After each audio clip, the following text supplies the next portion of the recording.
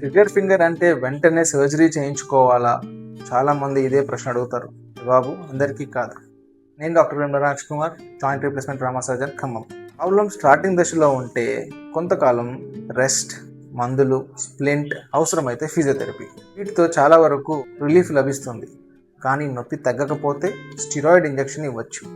ఇది చాలామందిలో మంచి ఫలితం ఇస్తుంది, ముఖ్యంగా స్టార్టింగ్ ఫేజ్లో. కానీ వేలు పూర్తిగా లాక్ అయిపోతే, మళ్ళీ సమస్య వస్తే, ఇంజెక్షన్తో కూడా తగ్గకపోతే అప్పుడు ఒక చిన్న 10 to 15 మినిట్స్ సర్జరీ చేస్తాం. ఈ సర్జరీలో ఇరుకుగా ఉన్న పుల్లిని విడుదల చేస్తాం.